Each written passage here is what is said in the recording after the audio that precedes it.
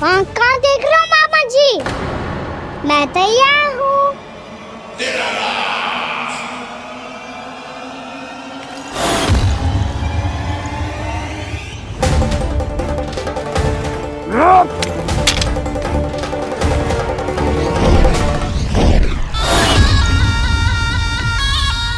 मामा जी, आप सदैव इसी तरह क्रोध में रहते हो क्या?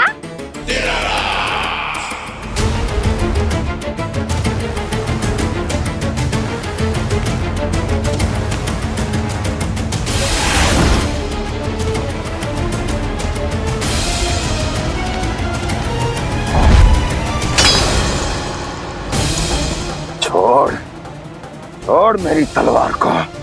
छोड़ो तो तब जब पकड़ा हूँ।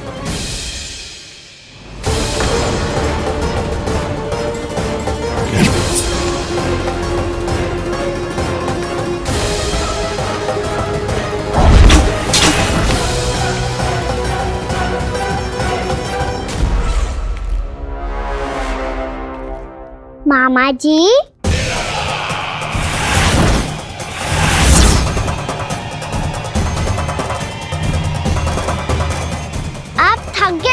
थोड़ा विश्राम कर लो। आपका तो पता नहीं, मैं अवश्य थक गया हूँ।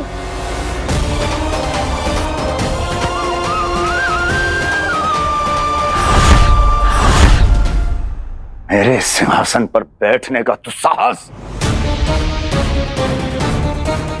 अभी तो बस अभ्यास कर रहा था मामा जी।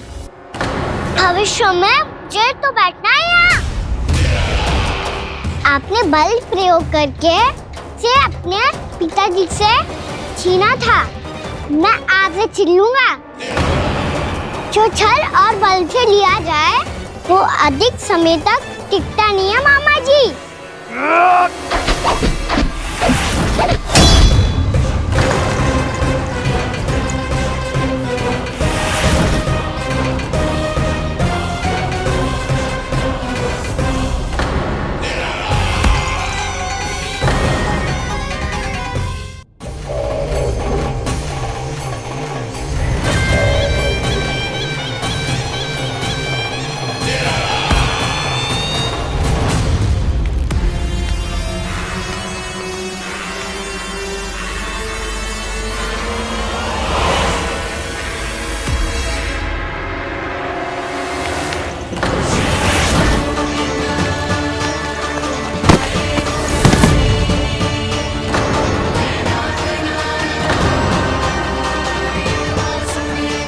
शीघ्र ही आपको ये सिंहासन छोड़ना होगा।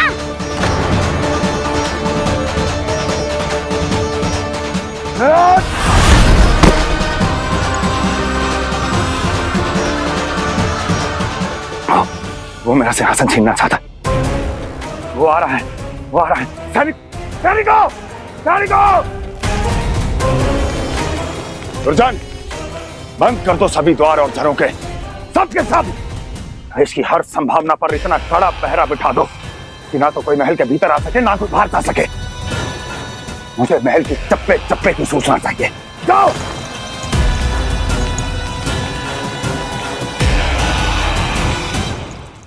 सिंहासन।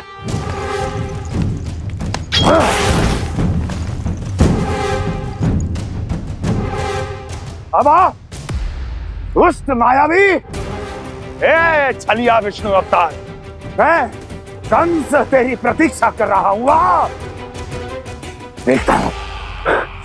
देखता हूँ मेरे सिंहासन पर कैसे बैठता है तू। मुझे तो बस कुछ समय चाहिए था, वो मिल गया। अब करते रहिए आप प्रतीक्षा।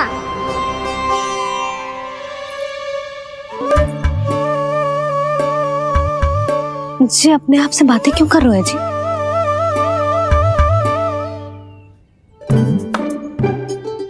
आप मुस्कुरा क्यों रहे हो? ना कछु ना, बताओ क्यों मुस्कुरा रहे हो? तुम ही पर गए अजय।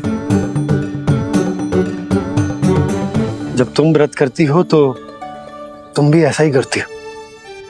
इसी प्रकार भूख अधिक लगने पर अपना ध्यान भटकाने के लिए स्वयं से ही बड़बड़ाती रहती हो। होगा। आपको तो बस मेरा उपहास उड़ाने के लिए बहाना चाहिए।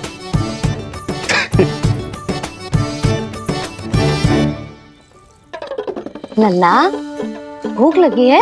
ना मैया, व्रत करे तो भूख कैसे लगेगी?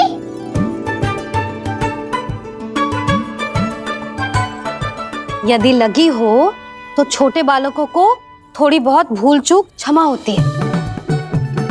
कछु ना तो फल तो तू खा ही सकते है। अब तो पूरे नियम और विधि विधान से व्रत तोड़ूंगा। कल द्वादशी के सुबह मुहूर्त के अनुसार। ठीक है।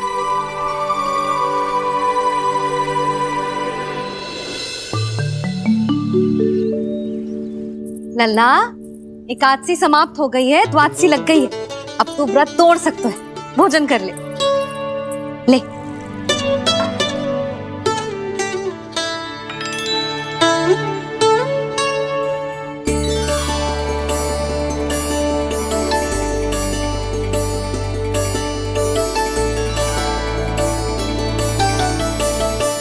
आज तो कार्य कर लीजिएगा।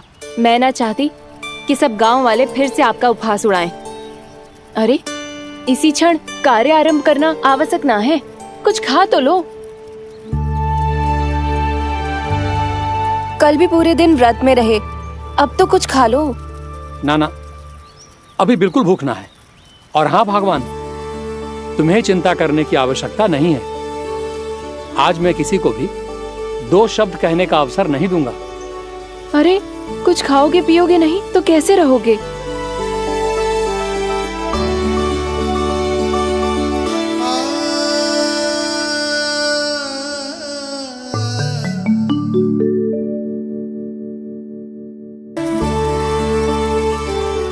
अरे, इसी क्षण कार्य आरंभ करना आवश्यक ना है। कुछ खा तो लो।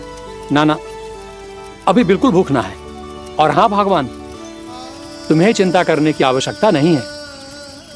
आज मैं किसी को भी 2 शब्द कहने का अवसर नहीं दूंगा।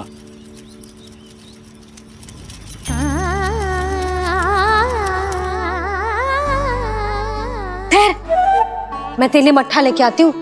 व्रत के बाद पीने से पेट ठंडा रहता है। रुक।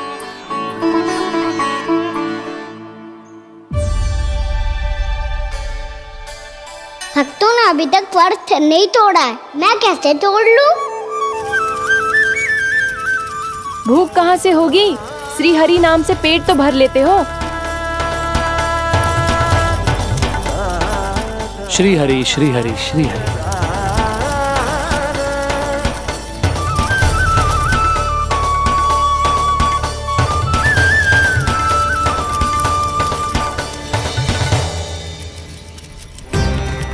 हरि हरि प्रभु हरि, हरि हरि प्रभु हरि, हरि हरि प्रभु हरि, हरि हरि प्रभु हरि।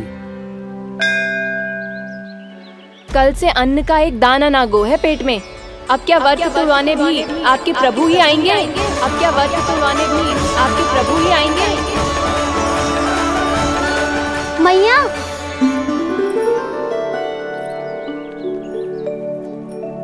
मैया पहले व्रत तोड़ के कछु खा तो लो। अभी ना, लौट के आने के बाद। हाँ,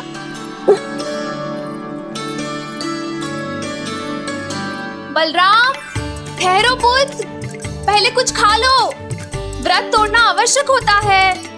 मैया ने एकादशी का महत्व बताया। लगता है मुझे सबको द्वादशी पर व्रत तोड़ने समाप्त करने का महत्व बताना होगा। हरि हरि हरि हरि हरि, मेरे हरि।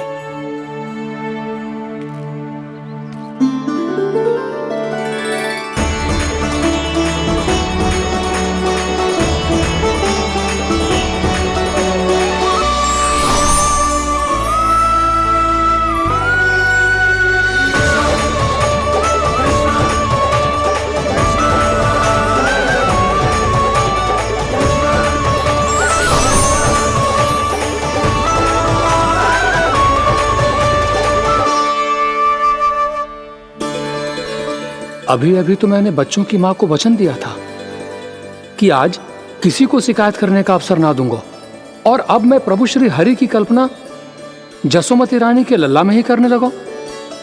ना ना, ये ठीक ना है।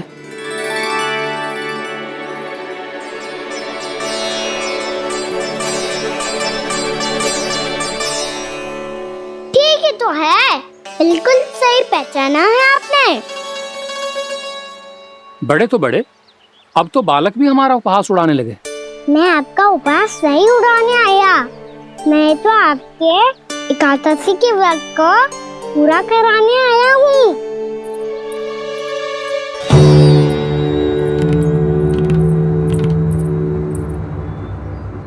कान्हा,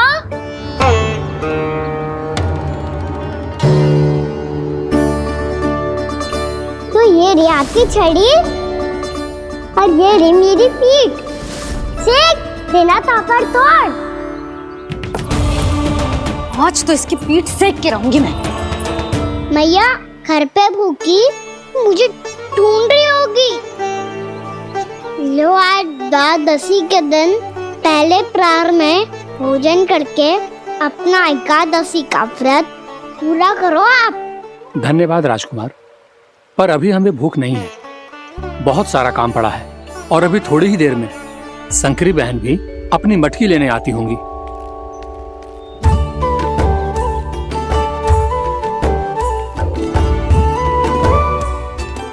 पर मैं आपका व्रत पूरा कराए बिना नहीं जा सकता। भला क्यों? भक्त भूखा रहे और भगवान खा ले, ऐसा हो सकता है भला?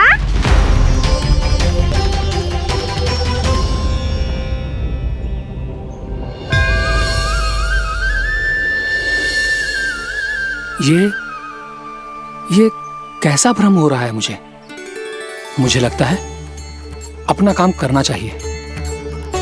द्वादशी के पहले प्रहर में व्रत पूरा करना बहुत आवश्यक होता है, ना तो एकादशी का व्रत भी पूरा ना मानो जातो। इतनी सारी ज्ञान की बातें तुम्हें कैसे पता है लल्ला?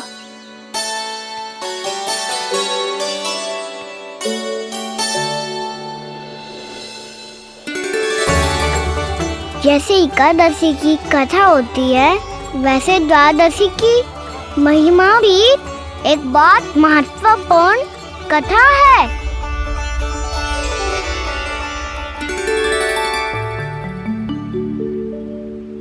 कैसी कथा?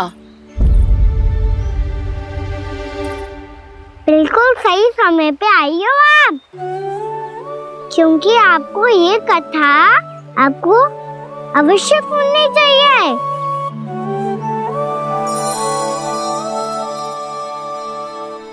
मुझे क्यों? पहले सुन तो लियो, फिर स्वयं ही पता चल जाएगा।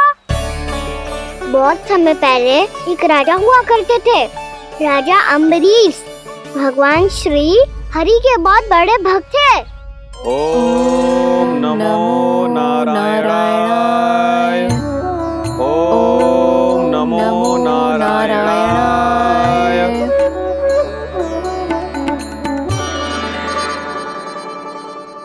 नेक पुण्य के काम करते थे वो। अपनी पत्नी के साथ हरि का नाम जपते रहते थे।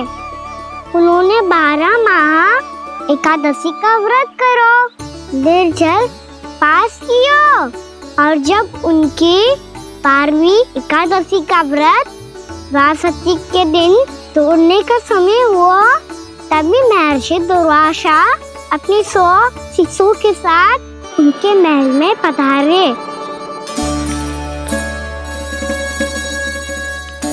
प्रणाम स्वीकार करें महर्षि। आप जैसे महान ऋषि मेरे राज्यसभा में आए, वो भी ऐसे अवसर पर जब मैं और मेरी पत्नी निरंतर 12 एकादशियों के बाद अंतिम एकादशी का व्रत तोड़ेंगे। इससे बड़े सौभाग्य की क्या बात हो सकती है हमारे लिए? आज आपके साथ साथ मेरा और मेरे शिष्यों का एकादशी व्रत भी पूरा होगा। संभव है प्रभु की इच्छा यही हो कि हम सब अपना व्रत एक साथ तोड़ें। ये तो अत्यधिक प्रसन्नता की बात है महर्षि। तो फिर ठीक है, हम सब यात्रा से थके हैं, व्रत तोड़ने से पहले हम स्नान करना चाहते हैं। जैसी आपकी इच्छा महर्षि। जब तक आप लोग लौटेंगे तब तक आपके सारे प्रबंध यहाँ हो चुके होंगे।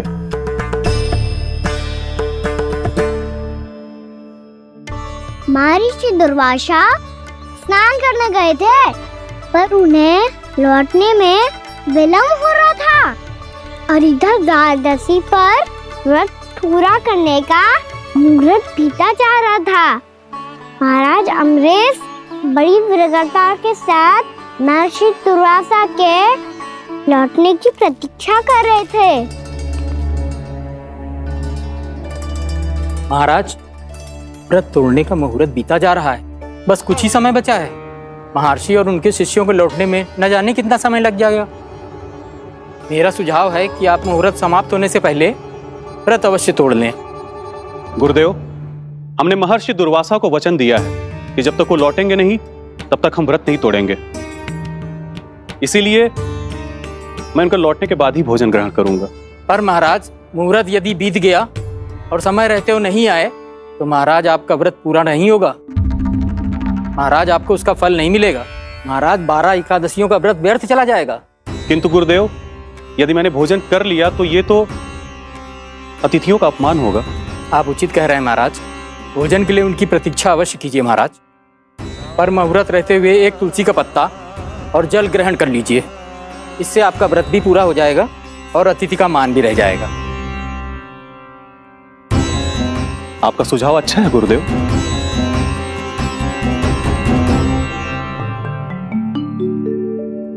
जैसे ही महाराज ने तुलसी का पत्ता खाया, वैसे ही महर्षि दुर्वासा लौट आए। महाराज,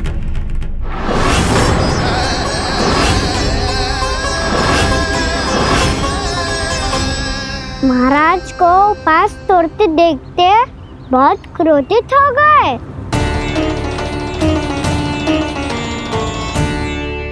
बहुत बड़े भक्त हैं आप, परंतु आप ये नहीं जानते अपने अतिथियों के साथ कैसा व्यवहार करना चाहिए। आपने हमें साथ भोजन करने का वचन दिया था, पर अपना व्रत क्यों तोड़ा आपने? महर्षि, मैंने भोजन नहीं ग्रहण किया। कहीं मुहूर्त न निकल जाए इस कारण मैंने एक तुलसी का पत्ता ग्रहण कर लिया। 56 भोग खाया हो या एक पत्ता, अपना व्रत तोड़कर अतिथियों का अपमान किया है, मेरा अपमान किया है। अब आपको दंड भोगना होगा ताकि आप सीख पाएं कि अतिथियों के साथ कैसा व्यवहार होना चाहिए। महर्षि, आप जो भी दंड मुझे देंगे मुझे स्वीकार है, किंतु आप क्रोधित मत होइए। क्रोध का कारण आपने दिया है महाराज। एक महर्षि का अपमान करके राक्षसी प्रवृत्ति का परिचय दिया है आपने, इसीलिए अब एक राक्षसी आपको दंड देगी।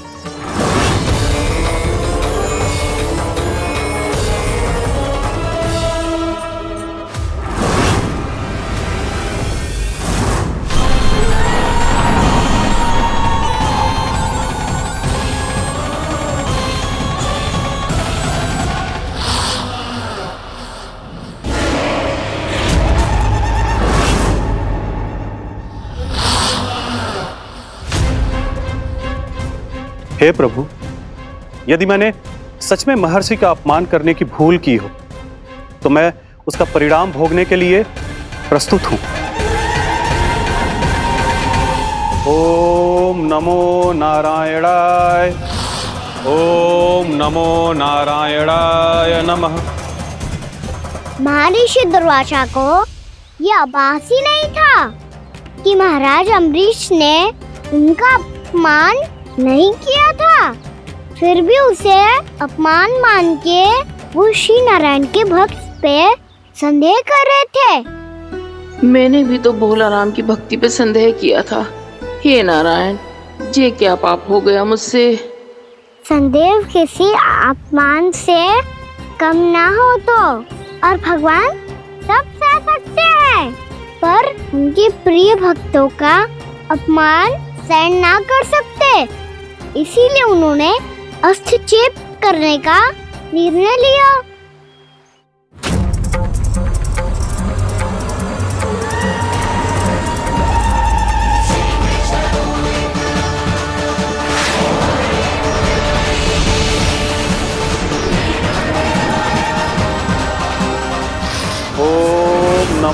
नारायणाय।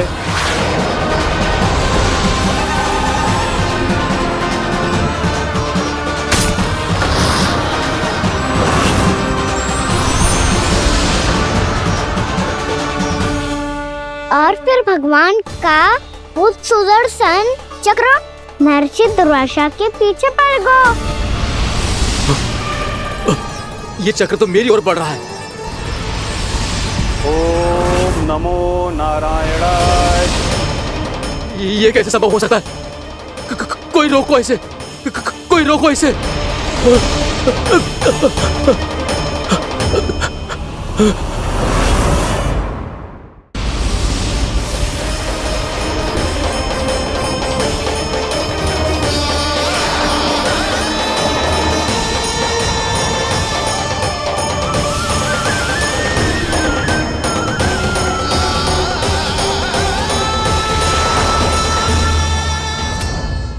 चक्र से अपने प्राण कैसे तैसे बचाते बचाते महर्षि दुर्वासा ब्रह्मलोक जहाँ पहुँचे।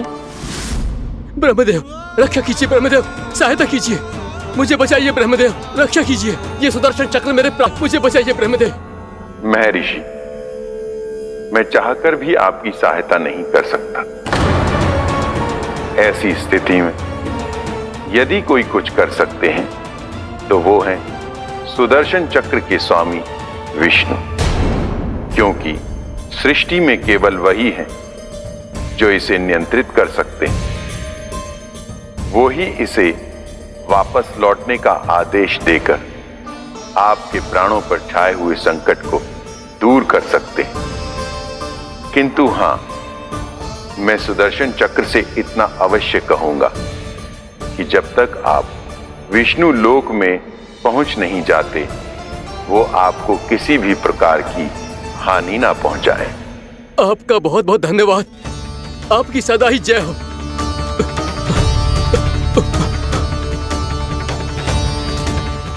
फिर क्या था? भागते भागते महर्षि दुर्वासा सीधे भगवान श्री हरि के शरण में बैकुंठ पहुंच गए। त्राहिमाम प्रभु, त्राहिमाम, मुझे बचाइए, मेरी सहायता कीजिए प्रभु, मेरी सहायता कीजिए। मैं आपके इस चक्र और ऊर्जा से नहीं भाग सकता प्रभु, कृपया करके अपने सुदर्शन को रोकिए, इसे वापस लीजिए प्रभु। यह असंभव है महर्षि। एक बार सुदर्शन चक्र मेरे हाथों से छूट जाए तो अपना उद्देश्य पूरा किए बिना, मेरे भक्तों की रक्षा किए बिना वापस नहीं लौटता। कोई तो उपाय होगा प्रभु, कृपया करके मेरे प्राण बचाइए प्रभु। मैं सुदर्शन की ऊर्जा से जलकर भस्म नहीं होना चाहता प्रभु। आप जो कहेंगे मैं करूंगा प्रभु, मेरी सहायता कीजिए प्रभु, मेरी सहायता कीजिए। एक उपाय है, किंतु मुझे नहीं लगता कि आप वो कर पाएंगे। मैं अवश्य करूंगा, मैं अपनी प्राण रक्षा के लिए कुछ भी करूंगा प्रभु। आपने मेरे भक्त राजा अम्बरीश को भक्ति का कर्तव्य निभाने के लिए अपमानित और दंडित किया है महर्षि, पर भक्त की रक्षा करना भगवान का कर्तव्य है। इसलिए यदि आप भक्त राजा अम्बरीश के पास जाकर क्षमा याचना करें और यदि वो आपको क्षमा कर दे तो ही ये चक्र आपके प्राण लिए बिना लौट सकता है। अन्यथा आप तो जानते हैं महर्षि, मेरे भक्त का अपमान मेरा अपमान। भक्त का अपमान भगवान के अपमान से कम ना हो तो है। महर्षि दुर्वासा को भी ये बात समझ आई और फिर उन्होंने महाराज अम्बरीश से क्षमा याचना की। महाराज महाराज महाराज महाराज महाराज, मुझे क्षमा करें महाराज, मुझसे बहुत बड़ी भूल हो गई महाराज, मुझसे बहुत बड़ी भूल हो गई महाराज। महर्षि, आप हमारे चरण छुए ये उचित नहीं। महाराज, महाराज अम्बरीश, आप नारायण के सच्चे भक्त हैं। मैंने आपको अपमानित किया, दंडित करने का प्रयास किया महाराज। इस अपराध के लिए मुझे क्षमा कीजिए महाराज, और इस सुदर्शन चक्र से मेरे प्राण बचाइए महाराज।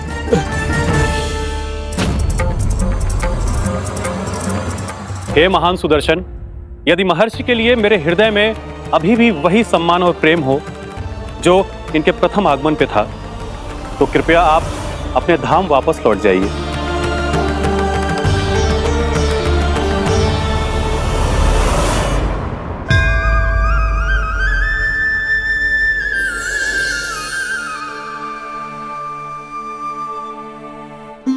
आपका बहुत बहुत धन्यवाद महाराज अम्बरीश। मैं आपको आशीर्वाद देता हूं कि आप देवराज इंद्र के समान शक्तिशाली हों। आपकी कीर्ति का पताका 10 दिशाओं में फहराए। मेरी बस एक ही इच्छा है महर्षि कि मैं आपके साथ अपना उपवास तोड़ सकूं। अवश्य महाराज, हम सब भोजन आपके साथ करेंगे और अपने आप को नारायण की सेवा में अर्पित करके व्रत को पूरा करेंगे, क्योंकि आज जो यहाँ हुआ है उससे सिद्ध हो चुका है कि एकादशी व्रत का फल द्वादशी की सुबह भोजन करने से ही प्राप्त होता है। इस कथा से हमें पता चलता है कि सभी को द्वादशी के सुबह भर पेट भोजन करके एकादशी का व्रत पूरा करना चाहिए। और दूसरी बात, भगवान की सच्ची भक्ति अपमान कभी ना करना चाहिए। उनके साथ सदैव प्रेम से व्यवहार करना चाहिए। यही भगवान को सबसे अधिक प्रिय है। भैया भोला राम, मैंने भी श्री हरि पे तुम्हारे विश्वास का उपहास उड़ाया था, मुझे क्षमा कर दो। ना ना, आप क्षमा मांगकर मुझे लज्जित मत करो। आप तो मेरी बहन जैसी हैं। जब महर्षि दुर्वासा जैसे महान ऋषि को भी प्रभु के भक्त से क्षमा मांगनी पड़ी, तो मैं तो बहुत ही तुच्छ हूँ। मुझे आपकी किसी भी बात का बुरा ना लगा। पर पता है प्रभु को कौन सी बात कब बुरा रखता है? कौन सी बात? जब उनका भक्त भूखा रहे, हमें भी अपना व्रत पूरा ना करे। और जैसा कि आप सभी ने अभी कथा से सीखो है, एकादशी के व्रत को द्वादशी की सुबह अवश्य पूरा करना चाहिए।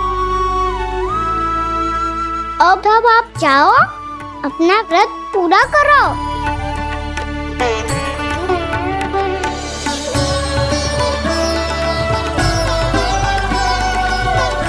मैं आपके लिए जल लेके आती हूँ।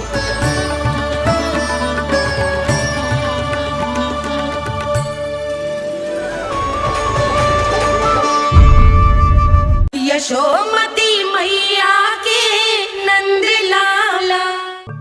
पक्षन, मैंने तो बस यही पक्षन बनाए थे।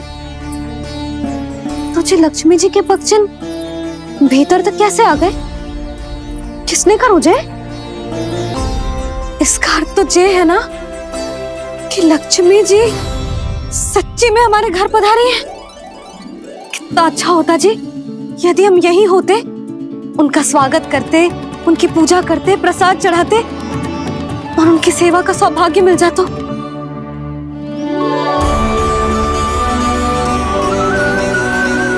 तो अभी भी मिल सकते हैं भैया। लक्ष्मी देवी सामने ही तो है।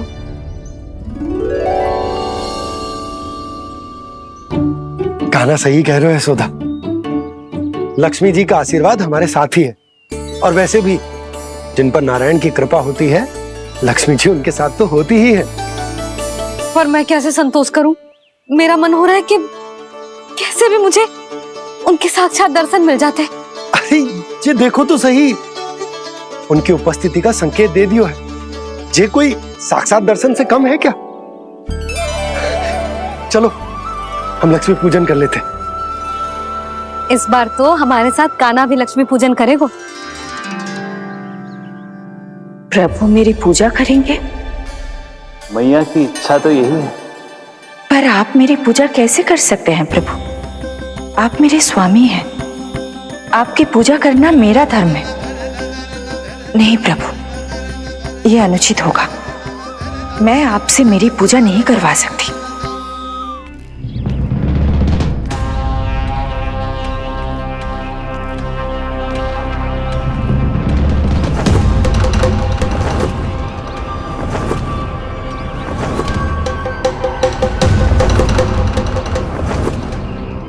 बस करो बकासुर, बहुत हुआ ये लुका छिपी का खेल।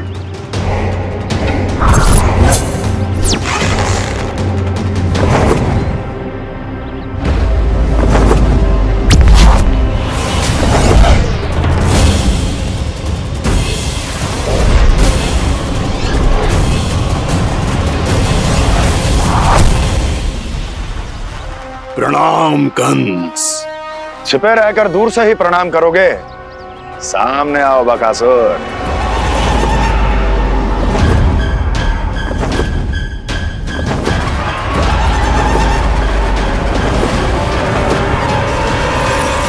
चेतावनी को प्रणाम समझने की भूल केवल तुम ही कर सकते हो कंस।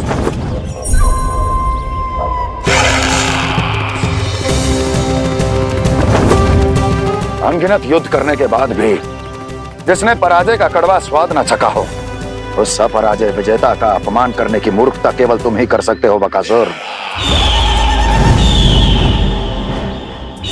अपने दिव्य अस्त्रों से किसे भयभीत कर रहे हो कंस? उसे जिसे संपूर्ण देवता भी मिलकर परास्त नहीं कर पाए थे। समय के साथ तुम्हारी स्मरण शक्ति पर धूल लग गई है बकासुर। भूल गए हो तुम अभी कुछ ही क्षण पहले जिस दिव्य अस्त्रधारी का तुम उपहास उड़ा रहे थे, उसी ने परास्त किया था तुम्हें। उस दिन तुम्हारे प्राण देह के इस बंधन से मुक्त हो जाते यदि तुम्हारी बहन पूतना ने तुम्हारे जीवन दान के लिए विनती न की होती तो यही स्मरण कराने के लिए बुलाया है मुझे? संधि करने के लिए बुलाया है। असंभव है ये। तुम्हारा मित्र वत्सासुर वीर गति को प्राप्त हो चुका है। जानते हो किसने की उसकी हत्या? तुम्हारे प्राणों की रक्षा करने वाली तुम्हारी बहन पूतना प्राण गवा चुकी है अपने। जानते हो किसने की उसकी हत्या? किसने मारा मेरी बहन को? किसने मारा मेरे मित्रों को? किसने बुलाई है अपनी मृत्यु? उसी ने जो मेरा भी शत्रु है। इसीलिए बुलाया है तुम्हें यहाँ पर संधि करने के लिए, प्रतिशोध का एक अवसर देने के लिए। तुम नाम बताओ उसका कंस। उस दुष्ट को कच्चा ही निगल जाऊंगा मैं। बोलो कौन है वो? एक बालक है, कृष्ण। किंतु वो एक विष्णु अवतार है बकासुर। किसी का भी अवतार क्यों ना हो, इसी क्षण से मैं हूं उसके काल का अवतार। तुम केवल इतना बताओ कि कहां मिलेगा वो? वृंदावन।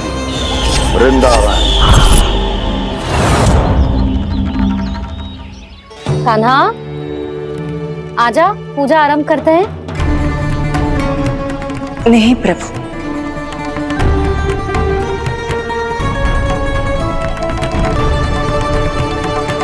क्या सोच रहे हो लल्ला? आजा।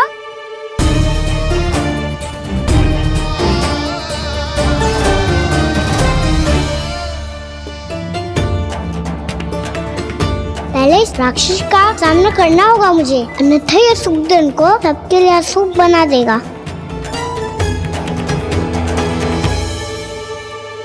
मैया, लक्ष्मी जी की पूजा से पहले सारे घर में दिए जलाकर उनका स्वागत करना चाहिए ना? कितना सयाना होगा मेरा लल्ला। चलो जी, दिए जलाए। आजा। प्रभु, मैं कुछ नहीं जानती। कोई भी योजना बनाइए, कोई उपाय निकालिए, पर आप मैया को मनाइए। आप मेरी पूजा नहीं कर सकते, ये शोभा नहीं देगा।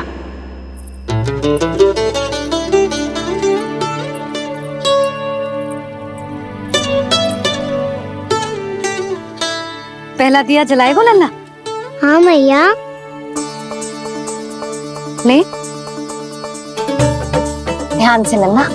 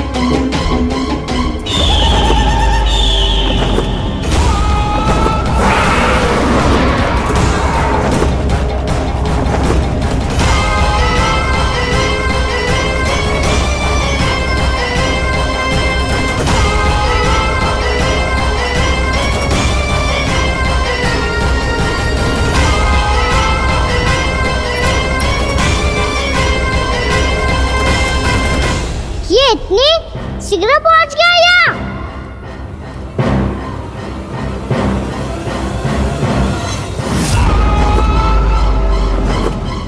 जी, श्वेत रंग का आकाश में क्या गया? सुनो जी, देखो आपने।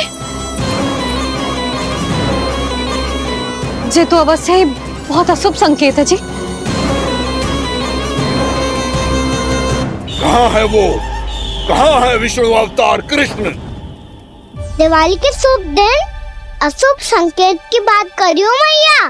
ये तो कयूर तीव्र चलने के कारण मुझे है, फिर से चला लेंगे। साधारण दीपक ही तो है ये साधारण ना है लल्ला। दीपावली के दीपों का बहुत विशेष महत्व होता है। तो है मैया। वनवास के बाद जब राम जी लौट कर आ रहे थे तब उनके स्वागत में पूरी अयोध्या में ये दीप जलाए गए थे। दीपावली अमावस्या की रात को पड़ती है और रात का अंधेरा मन के भीतर के उस अंधेरे का प्रतीक हो तो है जो बुराई को शक्ति दे तो है।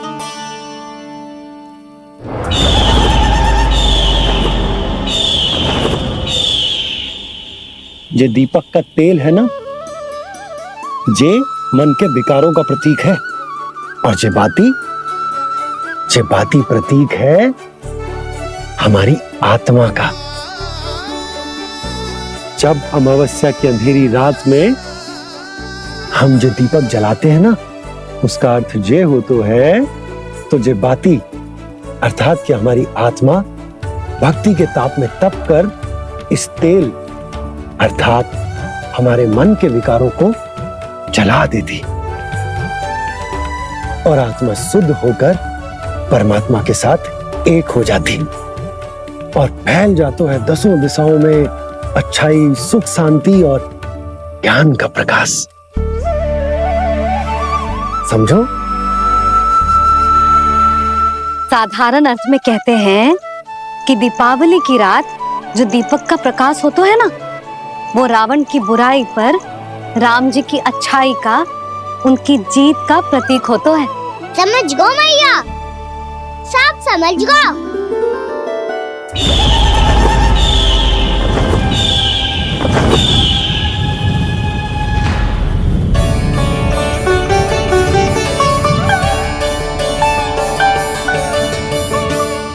आज हम ये सारे दीपक जलाएंगे बाबा, और इसके प्रकाश के कारण कोई भी विकार, कोई भी बुराई वृंदावन में प्रवेश ना कर पाएगी, वृंदावन में प्रवेश ना कर पाएगी।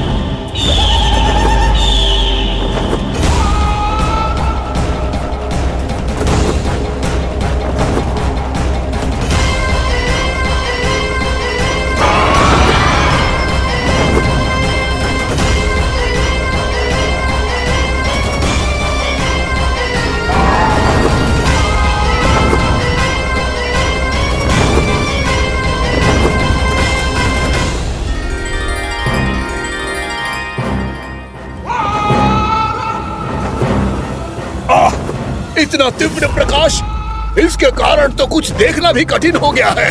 और मुझे इन दीपकों की उष्मा क्यों अनुभव हो रही है? कैसे संभव है ये? आज बुराई पर अच्छाई की विजय की रात है। आज वृंदावन के निकट आने का प्रयास ही ना करना बकासुर, अन्यथा इन दीपकों की लो तुम्हें जलाकर भस्म कर देगी। इन दीपकों की अग्नि तो सचमुच मुझे जला रही है।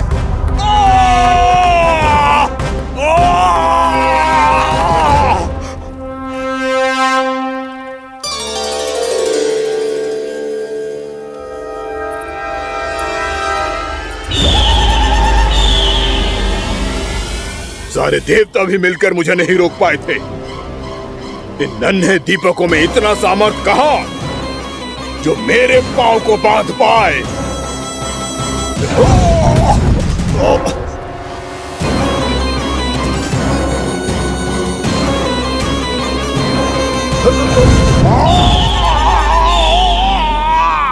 इन्हें अंधेरा मिटाने वाले साधारण दीपक समझने की भूल मत करो बकासुर। वृंदावन में जलने वाला हर दीपक उस भक्ति का प्रतीक है जिसकी लो मेरे भक्तों ने अपने हृदय में जला रखी है।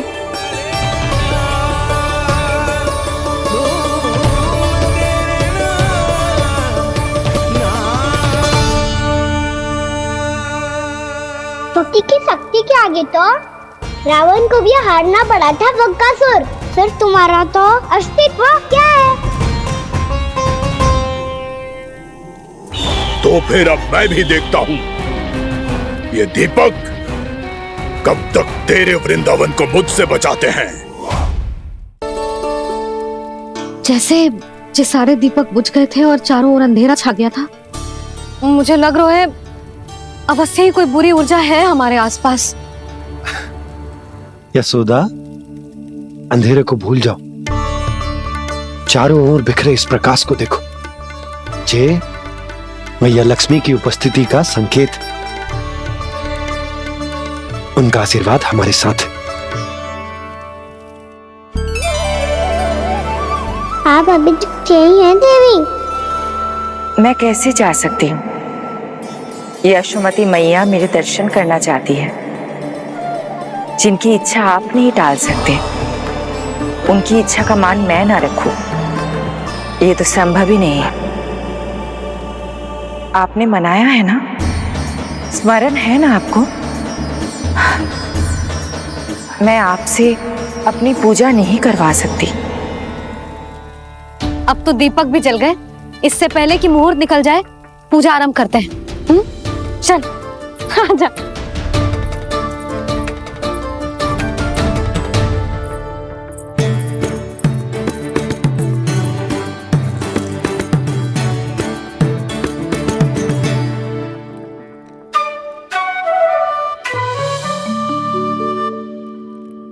यदि हमारे आसपास कोई बुरी ऊर्जा ना है और यदि लक्ष्मी जी की कृपा सच्ची में हम पे है, तो जब तक हमारी पूजा समाप्त होगी ना कान्हा, तब तक इस केले के आगे का भाग अपने आप दब जाएगा। कान्हा, ये भी दीपावली की एक प्रथा है। इससे पता चलता है कि माँ लक्ष्मी की कृपा हम पर बनी हुई है कि ना।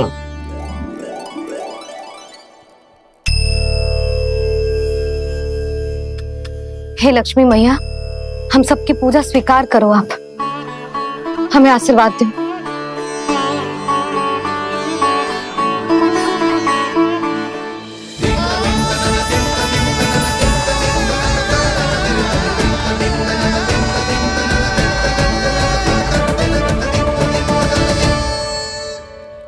आपने सही कही थी जी, मैया लक्ष्मी का आशीर्वाद हमारे साथ ही है, सच्ची में हमारे साथ यही है।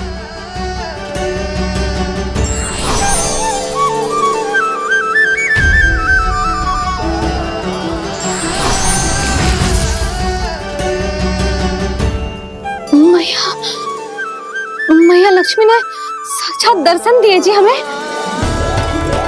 हाँ यशोदा, मैया ने हमारी भक्ति स्वीकार कर ली।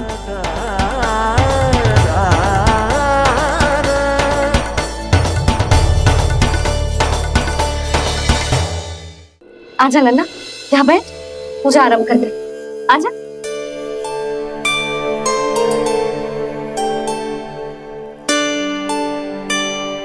प्रभु नहीं, प्रभु क्या कर रहे हैं आप? कोई उपाय निकालिए, मैं आपसे अपनी पूजा नहीं करवा सकती। मैं मानती हूँ कि आप मानव रूप में हैं, पर फिर भी आप हैं तो मेरे स्वामी श्री नारायण के स्वरूप ही। आपसे पूजा करवाकर मैं उल्टी गंगा नहीं बहा सकती। जिन मैया की बात आप नहीं टाल पाए देवी, उनकी आज्ञा का पालन मैं ना करूं, ये कैसा संभव है?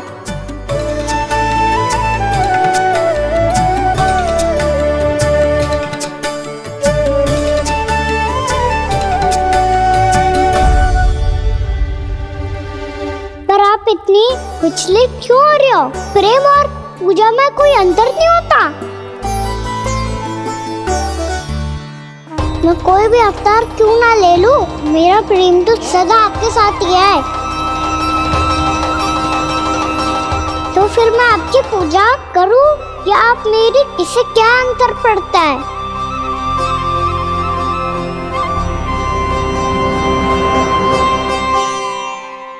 तोड़ जगत की परिपाटी और छोड़ पुरुष अभिमान, अर्धांगिनी का पूजन कर प्रभु रच रहे नया विधान।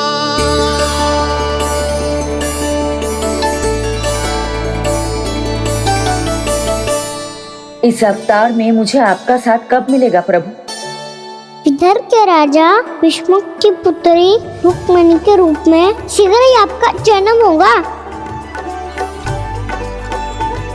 हमारे मिलन के लिए आपको थोड़ी लंबी प्रतीक्षा करनी होगी देवी, क्योंकि उसके पहले मुझे अपने अन्य दायित्व निभाने हैं और कंस के राक्षसों का सामना भी तो करना है।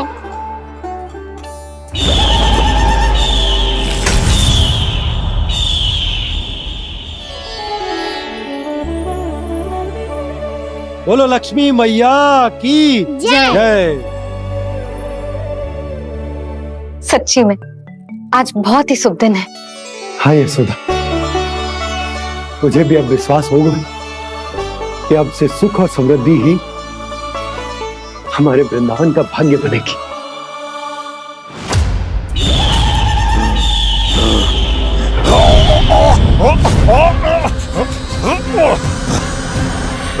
इन दीपकों का प्रकाश सैकड़ों सूर्यों की भांति चुभ रहा है मुझे।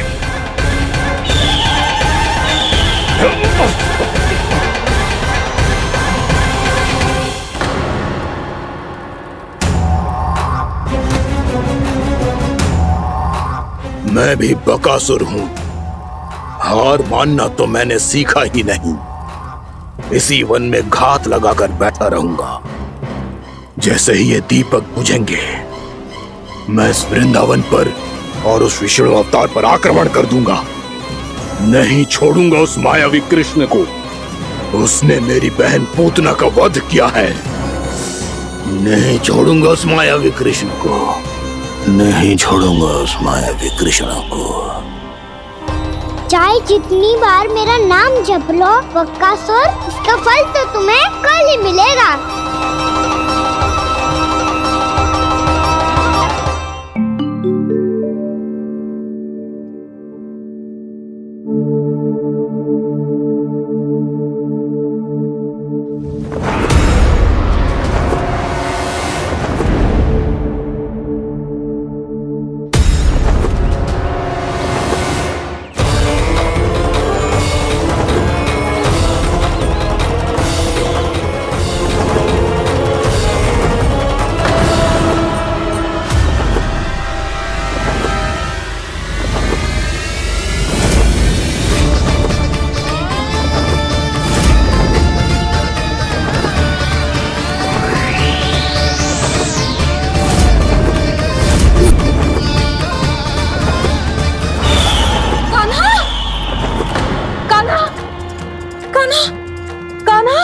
क्या हो गया यशोदा?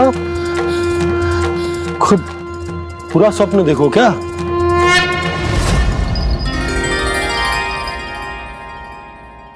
अरे वाह कान्हा, आज तो समय से पहले तैयार होगा तू। तैयार तो होना ही था बाबा।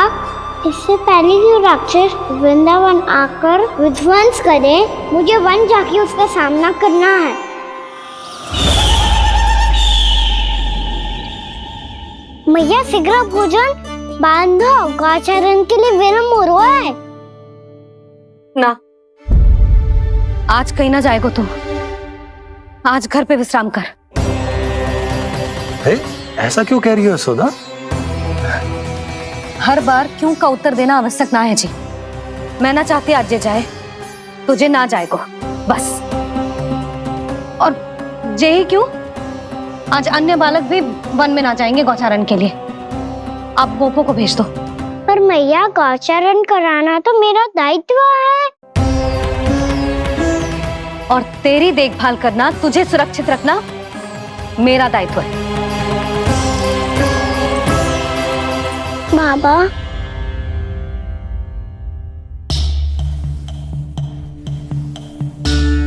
आज कछु मत बोल लल्ला। कभी कभी तेरी मैया को मना पाना मेरे बस की भी बात ना होती। आज कछु पैसों ही देने। तूने देखो ना कैसे निर्णय करके बैठ गई है। इससे पहले कि वो राक्षस जगजा और वृंदावन वासियों को कोई हानि पहुंचाए, मुझे वहां पहुंचना पड़ेगा। पर कैसे?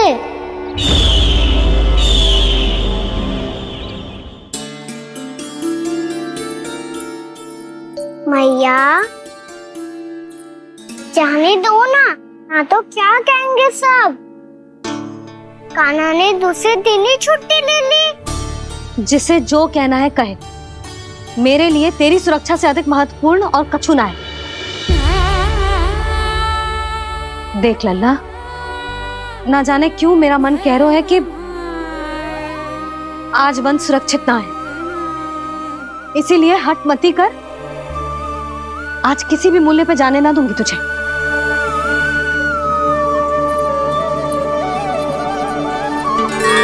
मैया ने ठान लिया, आज वन जाना है तो कोई और ही उपाय खोजना पड़ेगा यहाँ से निकलने का।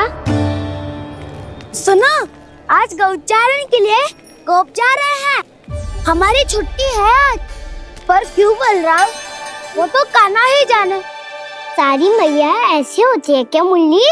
पहले सेमी कहती है कि बड़ी हो जाओ, सब कुछ नियम से किया करो, अनुशासन सीखो।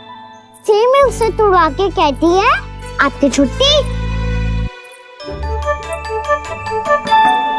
तू चाहे जितना भी स्वांग कर ले लल्ला, कछु भी कह ले, कछु भी कर ले, मैं तो तुझे बाहर ना जाने दूंगी। वन छोड़, मैं तो तुझे चौबारे तक भी जाने की आज्ञा ना दूंगी आज। चल पी ले अब।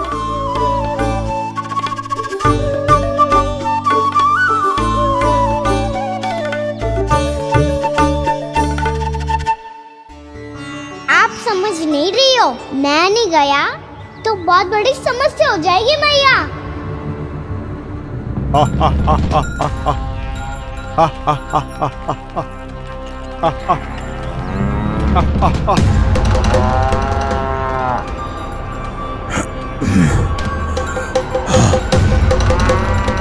दिन निकले पूरे प्रहर बीत गया। इन गोपों में तो कोई भी बालक नहीं है, परंतु कंस ने तो कहा था कृष्ण गोपालक है।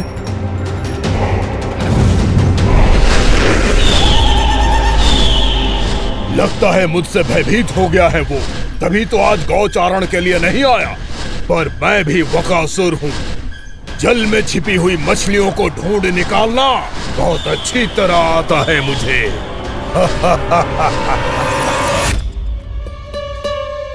गोप और गैया संकट में है, मुझे शीघ्र ही वहाँ पहुँचने का कोई उपाय खोजना होगा। क्या सोच रहे हो? शीघ्र समाप्त कर, चल। शीघ्र समाप्त करके भी क्या करूँगा मैया? आप मुझे कहीं तो जाने ही दूंगी ना, जाके सिखाओं के साथ भी ना खेल सकता। वो तो है, पर मैं भी तो हूँ, मेरे साथ तो खेल सकते हो है ना? सच्ची? सच्ची। जो मैं खेल बोलूँगा वही खेल खेलोगे आप? हाँ। आप मिठोली खेलते हैं? बहुत दिन हो गए। ठीक है, पर पहली पट्टी तेरी आंख में बांधेगी लल्ला। मुझे शिकार है। चल पहले दूध समाप्त कर। पूरा समाप्त कर। जे हुई ना बात। आजा, खड़ा हो।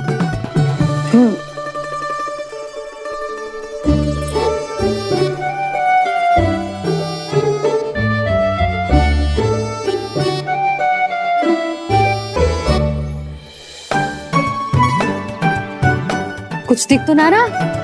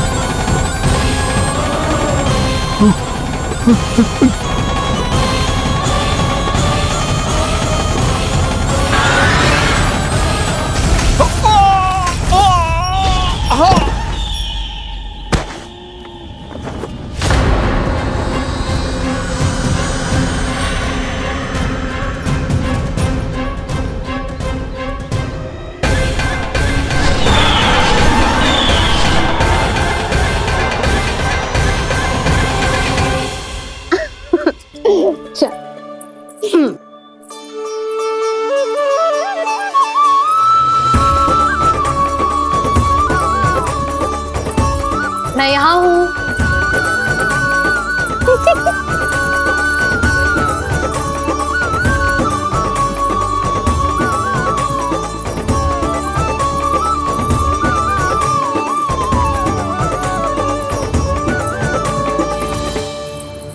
इससे पहले कि वो राक्षस किसी को हानि पहुंचाए, मुझे उस तक पहुंचना होगा।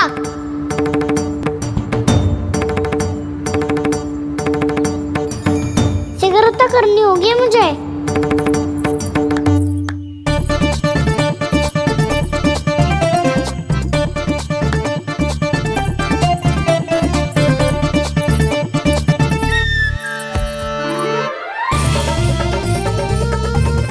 पकड़ लियो मैया, पकड़ लियो।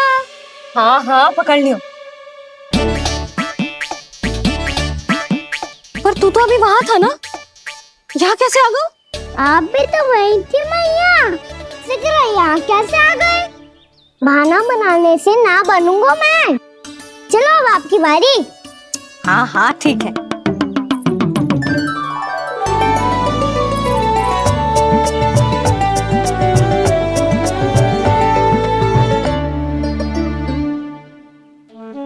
क्षमा करना मैया, पर मुझे जाना पड़ेगा।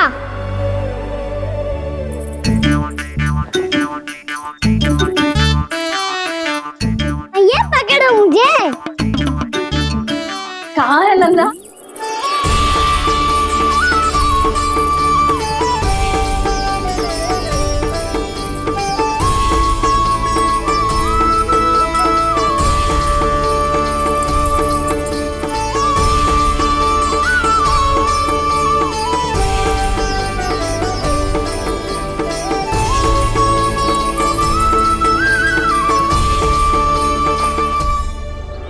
योजना सफल हो गई।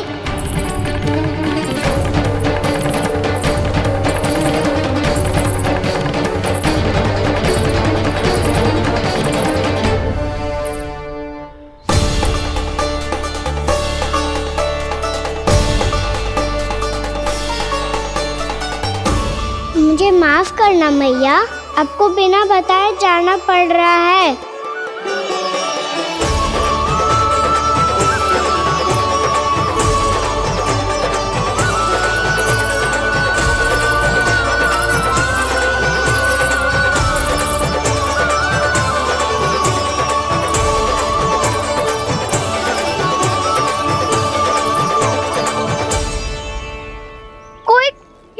ना मिल रहा है अभी तक। कहना तो अभी बता दे तो। हो तो ना सवाल, वो देख।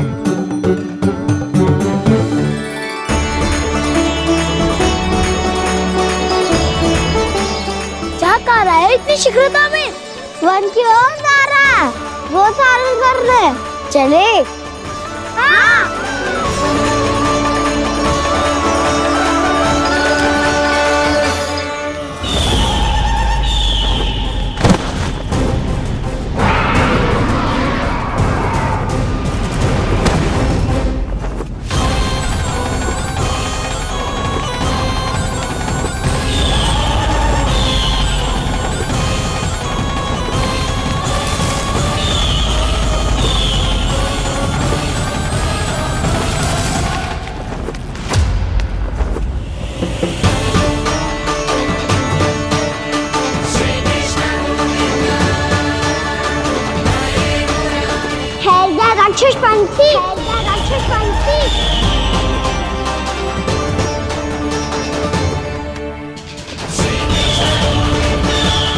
गोपालक कृष्ण हूँ मैं, नंदराज का लल्ला, वृंदावन का राजकुमार। मेरे रहते तो मेरी प्रजा को कोई हानि ना पहुंचा सकता। तू है कृष्ण? तुझ पर क्या प्रहार करूं मैं? मुझे तो लगा था विष्णु की तरह तेरे एक हाथ में चक्र होगा, दूसरे में गदा, पर तू तो नन्हा सा बालक है। कोई शक्ति नहीं है तेरे पास और ना ही है कोई अस्त्र या शस्त्र। तेरा सामना करने के लिए मुझे अस्त्र और शस्त्रों की आवश्यकता ना है राक्षस। वकासुर नाम है मेरा, वही वकासुर जो अपनी बहन पूतना की हत्या का प्रतिशोध लेने आया है।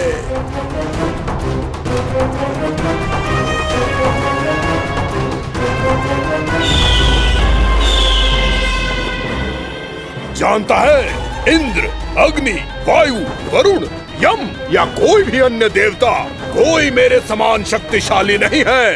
और तू मुझ जैसे पर्वत के सामने एक तिनके जैसा तू करेगा मेरा सामना? तू रोकेगा मुझे? बस एक ही प्रहार में तुझे अपना आहार बना लूंगा मैं। छोटा चना बाजेगा ना? धमकियां देने से युद्ध नहीं जीते जाते बदकसूर। जो कार्य हो करके दिखाओ।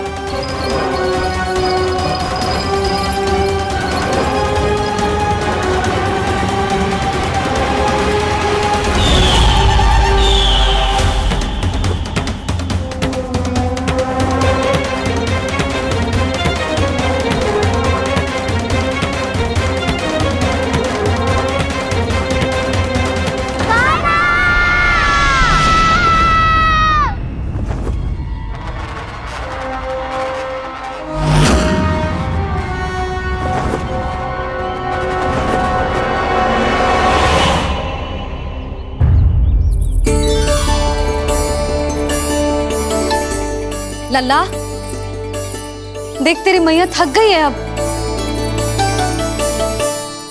अब बस कर लल्ला, ताली बजा। कान्हा, अब बस कर।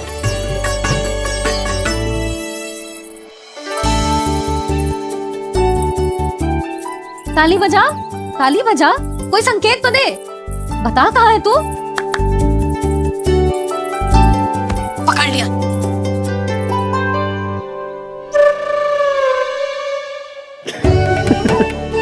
आप भी ना बड़े हो गए हो पर बचपना ना गया आपका ना।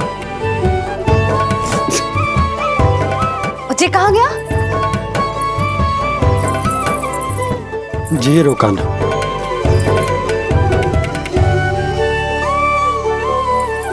फिर से मेरे साथ छल करके भाग गए और गए हो कहाँ? नंदराज, नंदराज। भानु, वो पंछी, राक्षस पंछी, बहुत बड़ा पंछी। भानु, राक्षस, राक्षस। भानु, क्या क्या होगा? तुम बैठो, यशोदा जल लेकर आओ, बैठो।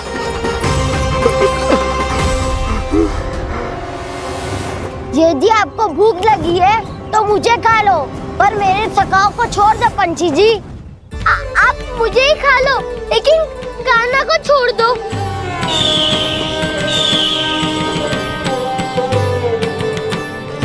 हम सबको खा लो, पर कान्हा को जीवन दान दे दो। कितनी अद्भुत है प्रभु के सखाओं की ये भावना कि सखा के प्राण को बचाने के लिए अपने प्राणों का त्याग करने को भी तत्पर हैं ये सब। देवराज, वैसे तो प्रभु क्षण भर में सब कुछ संभाल सकते हैं, पर हमें अपना कर्तव्य निभाना होगा। प्रभु की सहायता हमें करनी होगी। हाँ देवराज, प्रभु की सहायता करनी चाहिए हमें। स्वयं नारायण की कृपा है हमारे मित्र पर, उसे छोड़ दो, अन्यथा देवता तुम्हें नहीं छोड़ेंगे। पर मैं देवता के आने की प्रतीक्षा नहीं करूंगा। मेरे भाई को इसी क्षण मुक्त कर दो असुर, या फिर मेरा सामना करने के लिए तैयार हो जाओ। आवश्यकता पड़ी तो तुम्हारा उदर फाड़ के भी अपने भाई की रक्षा करूंगा मैं। तो फिर आ बालक, तुझे भी तेरे भाई के पास पहुंचा देता हूँ मैं। प्रयास करके तो देखो दोस्त, तुम्हारे चोंच के टुकड़े टुकड़े ना कर दिए तो मेरा नाम भी बलराम नहीं, तो मेरा नाम भी बलराम नहीं।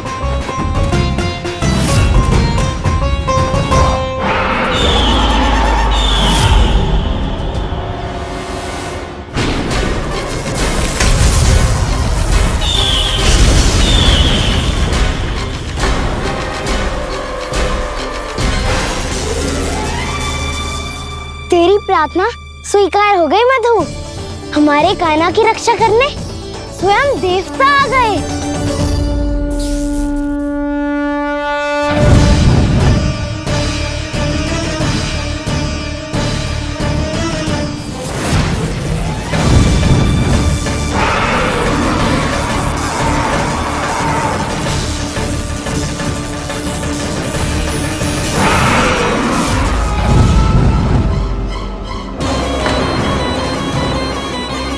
बस करो इंद्र, अपने वज्र का प्रयोग मत करो। तुम्हारे प्रहार से मुझे गुदगुदी हो रही है।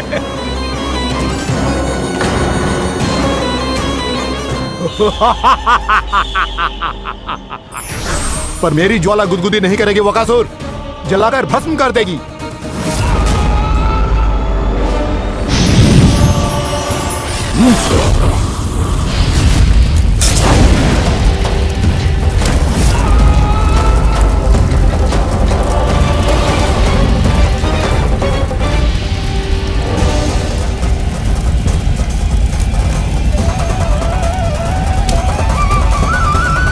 क्या बहुत बड़ो? बहुत बड़ो पंछी।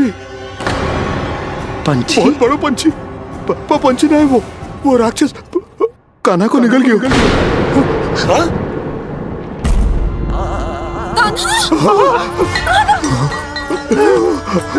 कान्हा!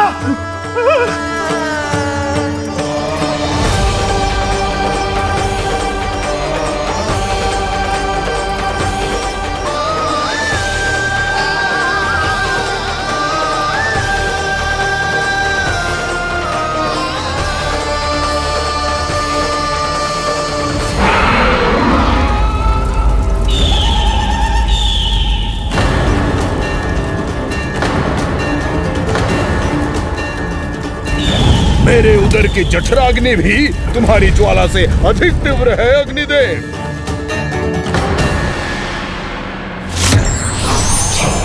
अब यम का पाश ही दंड देगा इसे।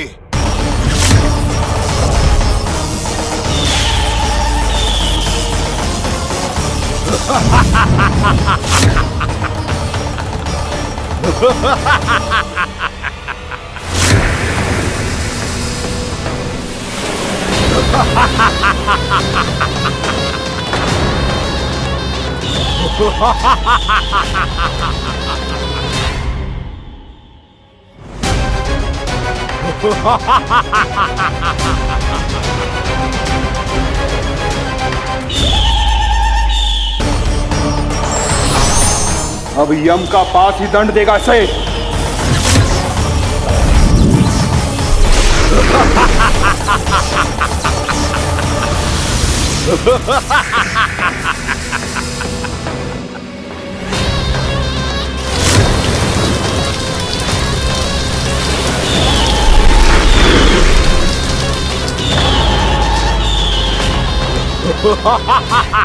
तूने जल की धार को भले ही काट दिया हो दुष्ट, पर हिम में धार नहीं होती। अब मेरी हिम शक्ति तुझे जमाकर नष्ट कर देगी।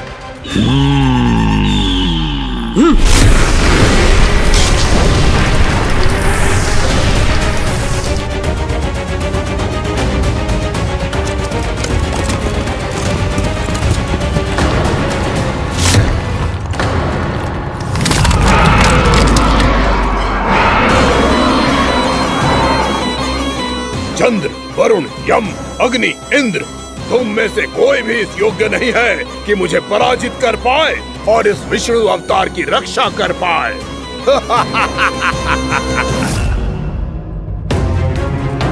इस असुर को तो देवता कुछ ना बिगाड़ पा रहे हैं। अब क्या होगा कान्हा का? बकासुर, मैं अपनी किरणों की ताप से तुझे छलनी छलनी कर दूंगा।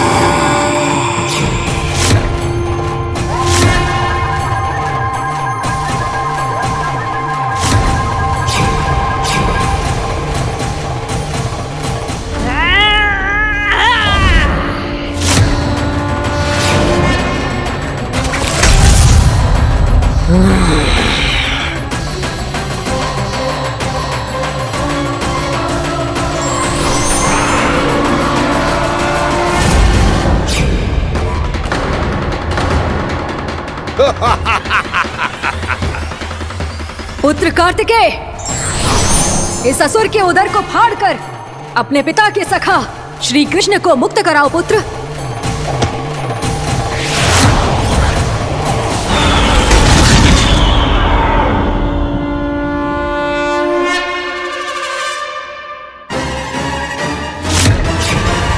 मैंने कहा था, तुम में से कोई भी मेरा बाल भी बांका नहीं कर पाएगा। तुम देवताओं का तो सामर्थ्य ही क्या, स्वयं देवों के देव महादेव भी मेरा कुछ नहीं बिगाड़ पाएंगे। कृष्ण को अपने उदर में ही बचा जाऊंगा मैं।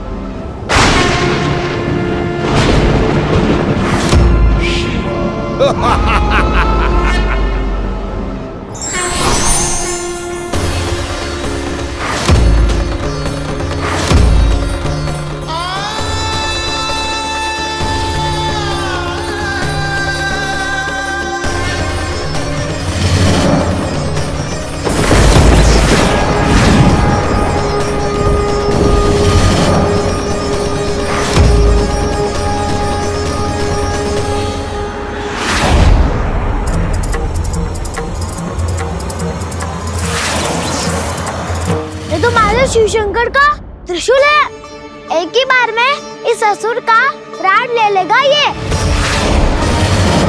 हाँ, महादेव का त्रिशूल।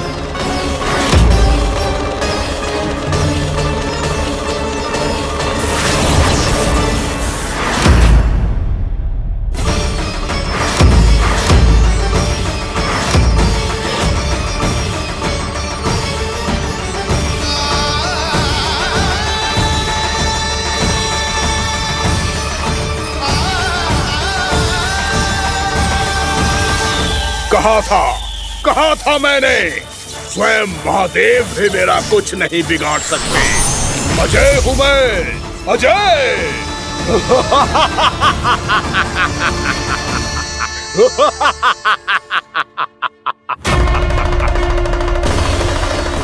प्रभु, आपके त्रिशूल की महिमा तो अपरंपार है, तो फिर ये ठहर क्यों गया? आपने अपने त्रिशूल को वापस क्यों ले लिया महादेव? इस दुष्ट का संहार क्यों नहीं किया?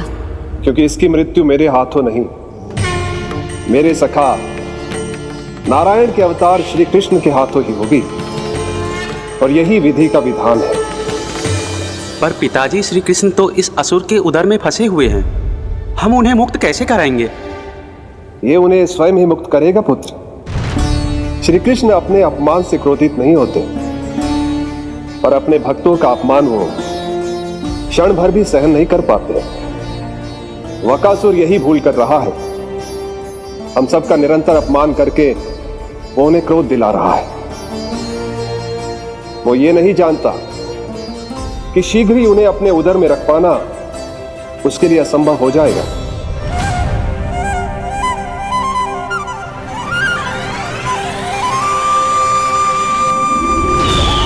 क्या हुआ महादेव, पराजित होकर भी मुस्कुरा रहे हैं?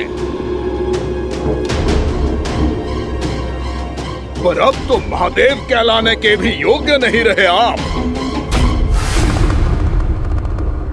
असफल देवताओं की इस अयोग्य सेना को लेकर चले जाइए यहां से। ना ये मेरा सामना कर सकते हैं और ना ही आप। मेरी शक्ति के सामने आप अक्षम हैं महादेव।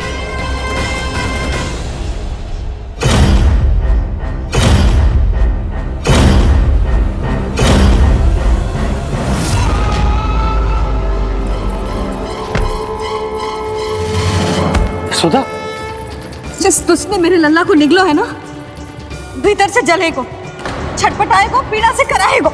जिस दुष्ट ने मेरे लल्ला को निगलो है ना, भीतर से जलेगो, छटपटाएगो, पीड़ा से कराएगो। ये क्या हो रहा है मुझे?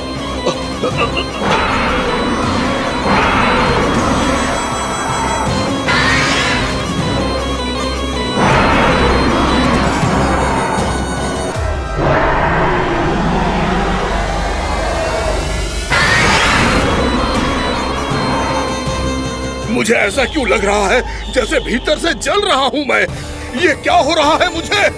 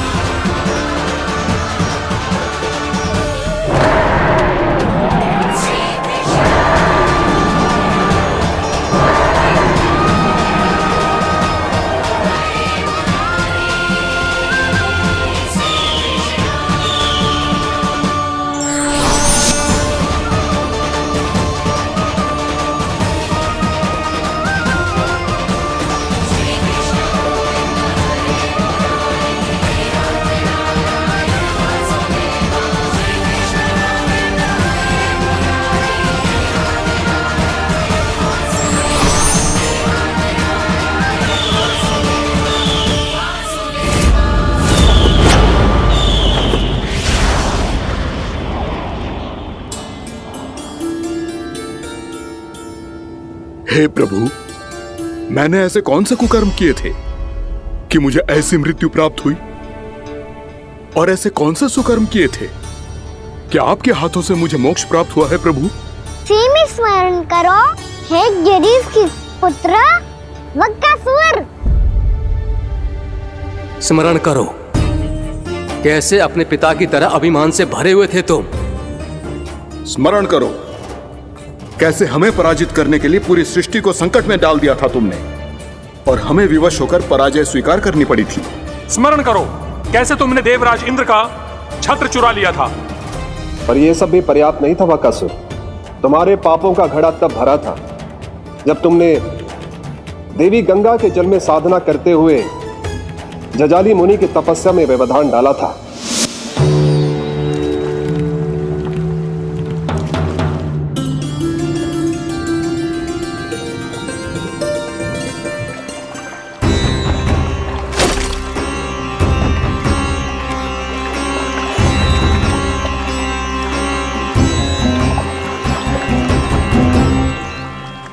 रुक क्यों गए चालक? नौका को आगे की ओर ले चलो। आगे बढ़ना उचित नहीं होगा महाराज। यहाँ से कुछ ही दूरी पर जालजली मुनि तपस्या कर रहे हैं।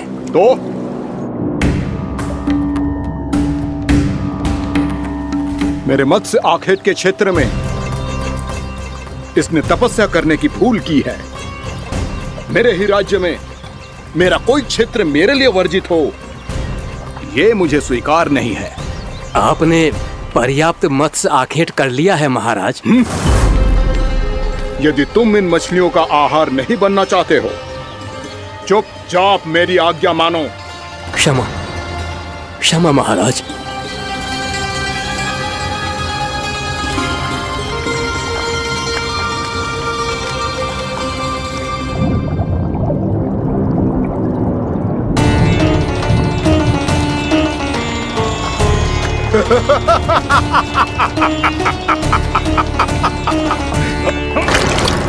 मुनिवर रक्षा कीजिए मुनिवर, हमारे प्राण बचाइए मुनिवर, मुनिवर हमारे प्राण बचाइए।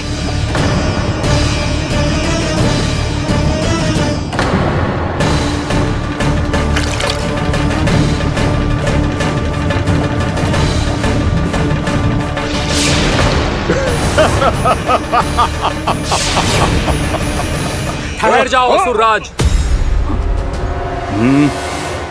इन मछलियों को हानि ना पहुंचाओ। क्यों मुनि? अब मछलियां पकड़ने के लिए मुझे तुमसे आज्ञा लेनी पड़ेगी। तुमने तपस्या करने से पहले किससे आज्ञा ली थी? मां गंगा से, इस जल में रहने वाली सभी मछलियों से। इस उपकार के बदले इन सभी मछलियों को रक्षा करने का वचन दिया था।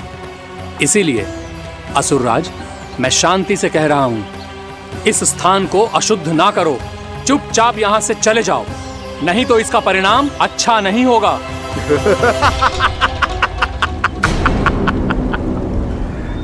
तुम जिन देवताओं की तपस्या कर रहे हो ना मुनि, उन्होंने भी मेरा कुछ नहीं बिगाड़ पाया था, और तुम मुझे धमकी देने का दुस्साहस कर रहे हो।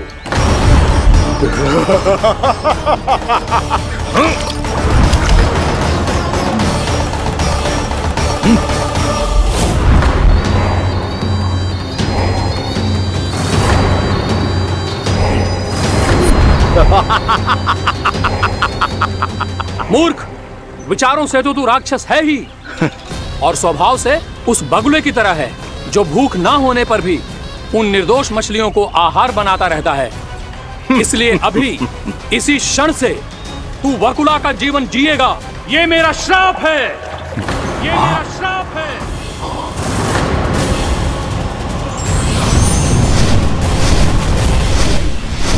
श्राप पाने के बाद तुम्हें आभास हुआ कि तुमने कितना बड़ा अपराध किया था, और तब तुम जजाली मुनि से क्षमा याचना करने लगे। तुम्हारे अपराध बोध को जानकर मुनि श्रेष्ठ शांत हुए और उन्होंने तुम्हें वरदान दिया। श्राप से मुक्ति का एक ही मार्ग होता है असुर, पश्चाताप। तुम्हें अपने भूल का पश्चाताप है, इसीलिए मैं तुम्हें वरदान देता हूं। तुम्हें मेरे श्राप से मुक्ति अवश्य मिलेगी। स्वयं प्रभु श्री नारायण के अवतार इस बगुले के देह के बंधन से तुम्हें मुक्त करेंगे।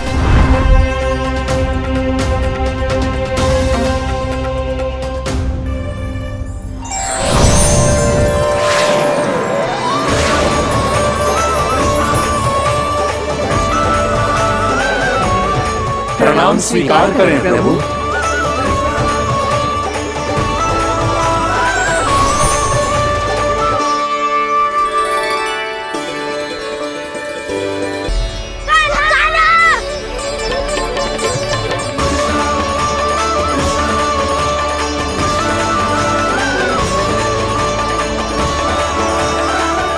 मुझे ना बताओ कि तुम सबने क्या देखा है, चाहे जो देखो है, बस मैया से कछु मत ही बताना। ताना!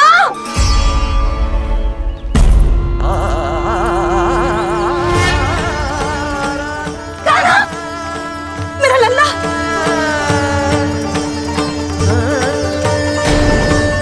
भानु बता रहा था तुझे कोई असुर पंछी निकल गया था। हाँ?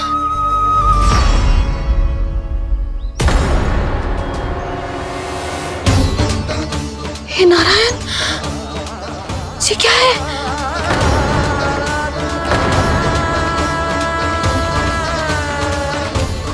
ये सब कैसे हुआ लल्ला? हाँ? कोई बताएगा मुझे ये क्या है?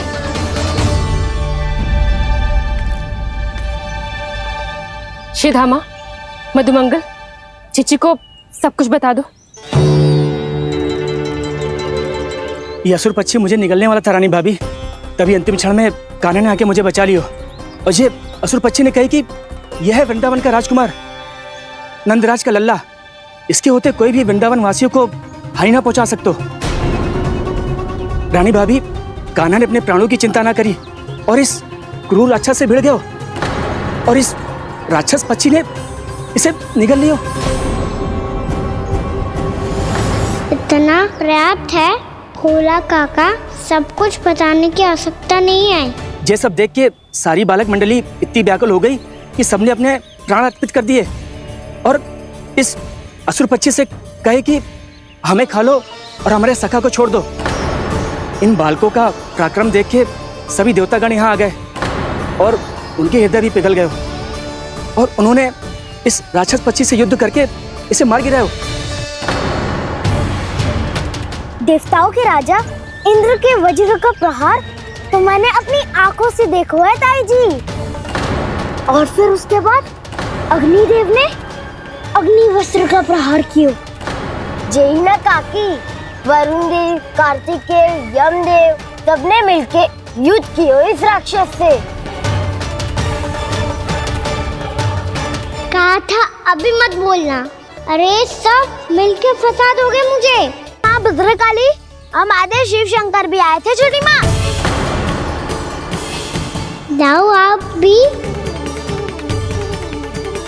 बाबा साईता,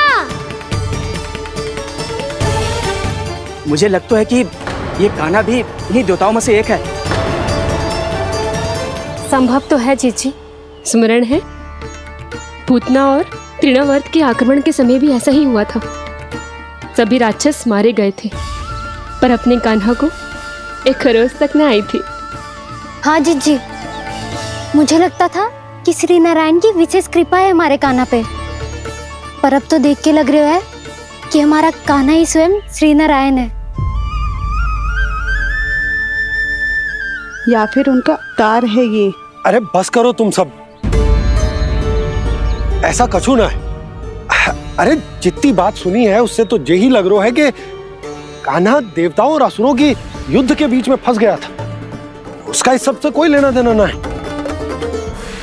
तो फिर इसके तन पे एक भी खरोच क्यों ना आया नंदराज? हाँ,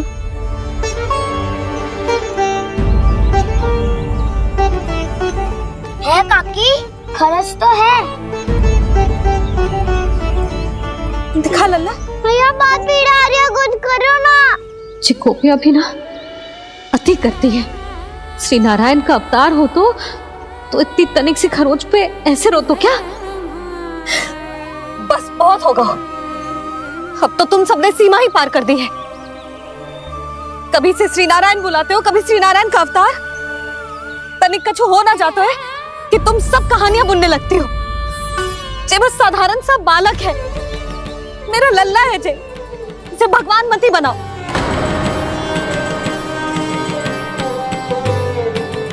और तू क्या आवश्यकता थी तुझे यहाँ आने की? हाँ, वो भी मुझे बिना बताए। मेरे से छल करके आए हो तू। अब तू घर चल, ऐसा दंड दूंगी ना कि मैया बहुत पीड़ा हो रही है। मैया बहुत पीड़ा हो रही है मैया। हाँ नन्ना, तू घर चल, मैं तुझे औषधि लगा दूंगी। हल्दी का लेप लगाऊंगी ना, झट से ठीक हो जाएगा। चल चल।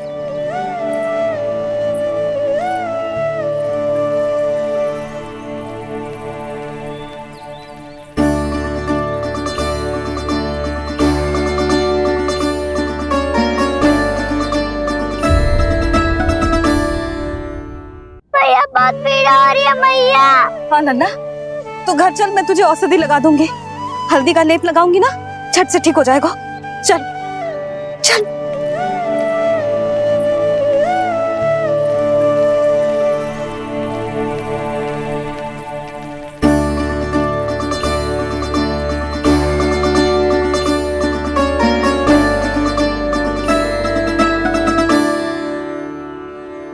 बस लल्ला बस, रो मत।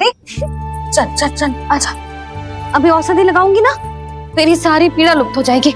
आजा आजा। बैठ जा लल्ला।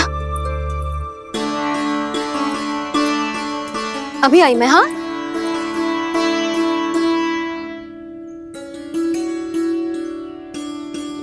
मैया। अरे तो अभी तक रो रो है? क्या कह रही थी सारी गोपियां? बता। के मेरा लल्ला श्री नारायण का अवतार है, दिव्य है, भगवान है। और जो भगवान इतनी छोटी सी चोट पे रोते हैं क्या? इतनी तो लगी भी ना है तुझे जितना तो तू आ ऊ कर रो है।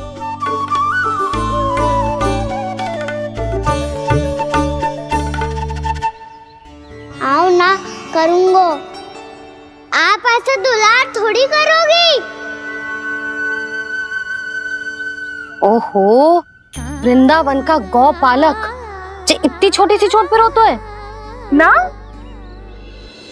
गोप बालकों का मुखिया इतनी छोटी सी चोट पे रोता है? मेरा लल्ला तो सबसे शक्तिशाली है।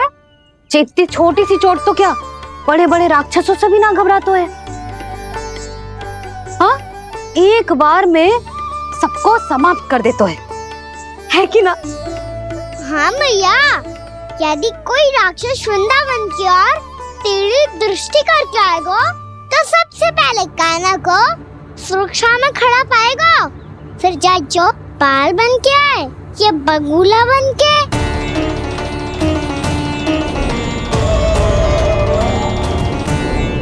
ना लल्ला, सोचो भी मती। वृंदावन की सुरक्षा करना तेरा दायित्व ना है। तुझे और कोई संकट का सामना करने की आवश्यकता ना है। अभी तो मेरी पीड़िता का हरण कर रही थी, अचानक से क्या हो गया मैया को? कोई आवश्यकता ना है तुझे ऐसे संकटों का सामना करने की। आने दे आज तेरे बाबा को, सीधा सीधा बोल दूंगी। बहुत हो गए उनके तर्क वितर्क। मेरा फूल सा लल्ला वन में अकेले गौचारण के लिए ना जाएगो। आज बगुले ने निकल लियो, कल कछु और हो जाए तो? नारायण ना करे, कहीं कछु ऊंच नीच तुझे कछु हो जाए तो? मैं तो जीते जी मर जाऊंगी।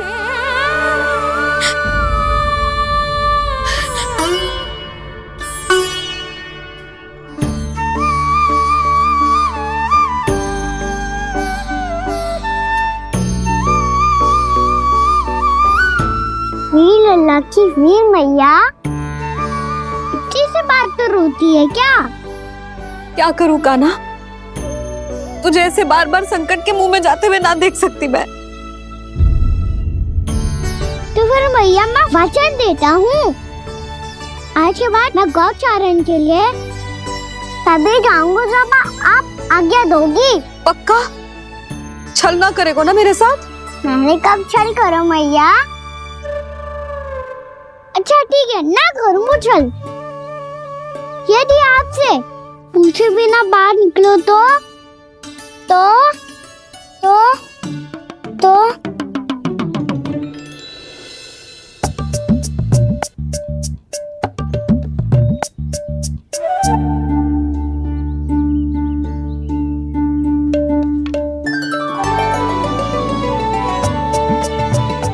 ये रे आपकी छड़ी और ये रे मेरी पीठ। सेक देना तापर तोड़। ठीक है, जब तूने अपना दंड निर्धारित कर ही लियो है तो सोच ले, अब अगर तूने मेरी बात ना मानी तो तोड़ तोड़ छड़ी पड़ेगी। समझ आई?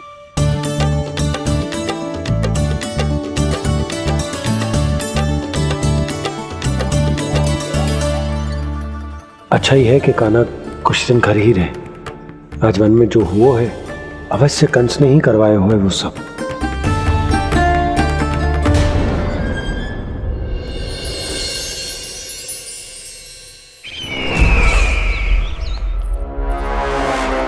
आपका ये धनुष तो सबसे अधिक शक्तिशाली था महाराज।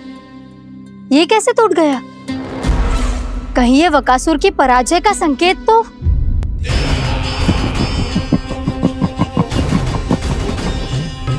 प्राप्ति, लगता है तुम्हें शुभ समाचार मिला नहीं। उस बकासुर ने उस विष्णु अवतार को जीवित ही निगल लिया है। अरे अब तक तो उस नन्हे से बालक को पचा भी चुका होगा वो। उसके तन में रक्त बनकर वो विष्णु अवतार और उसकी शक्तियां दौड़ रही होंगी। क्षमा कीजिए महाराज। क्षमा कीजिए। इस अशुभ से मुख से शुभ समाचार आने दो। माथे के बल को ढीला करो, चेहरे पर मुस्कान लाओ और कहो, महाराज, वृंदावन में मातम फैल चुका है। मैं ऐसा ही करता महाराज, यदि सूचना सत्य होती तो।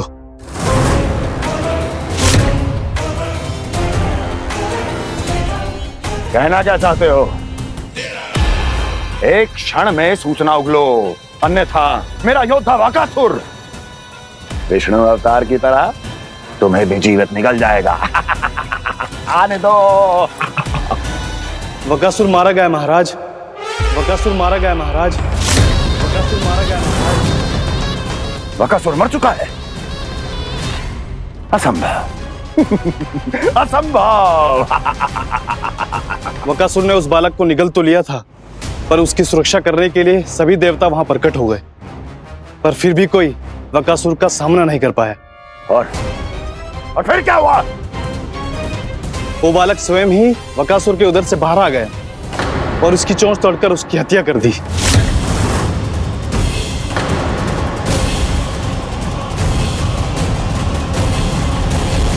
वन में बकासुर की चोंच टूट गई और यहाँ आपका ये धनुष।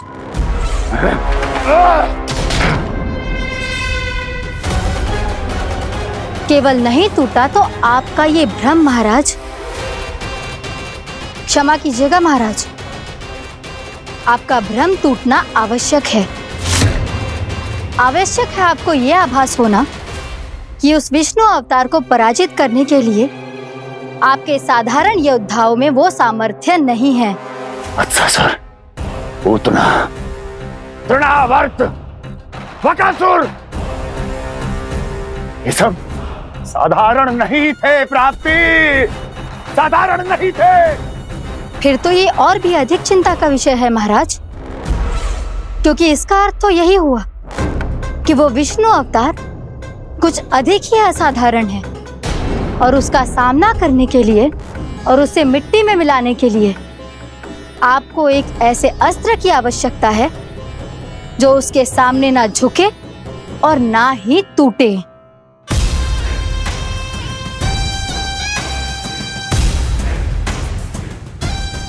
तो फिर मैं ऐसा ही असत्र ढूंढूंगा, चाहे आकाश पाताल एक क्यों ना करना पड़े मुझे, 10 दिशाएं 14 भुवन क्यों ना नापने पड़े मुझे। मैं उस असतर को अवश्य ढूंढ निकालूंगा जो उस विष्णु अवतार के प्राणों की डोरी इस धनुष की तरह तोड़ सके।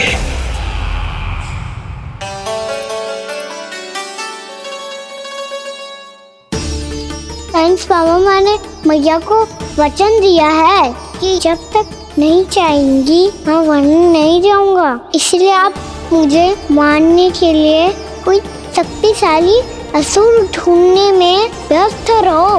कुछ दिन तब तक मैं व्यस्त रहूंगा अपनी मैया की सेवा करने में।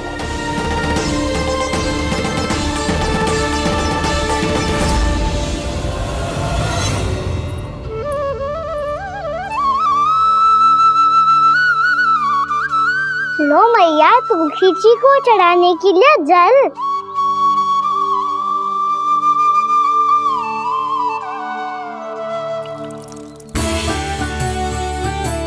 लो मैया, और आटा।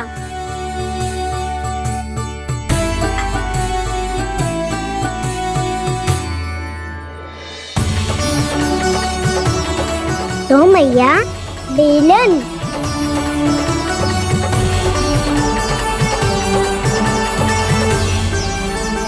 ले तनिक खा ले। ओ मैया भूख ना लगी है। बिना भूख के खाने से क्या लाभ?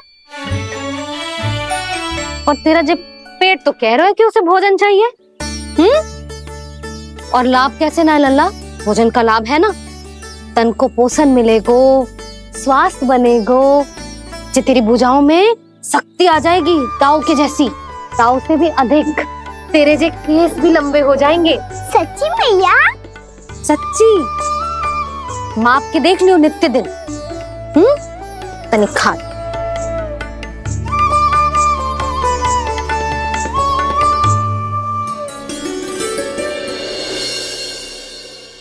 मान के मैया का कहना, छक के भोजन खाते हैं, नित्य मापते भुजा केश, पर ज्यों का त्यों ही पाते हैं।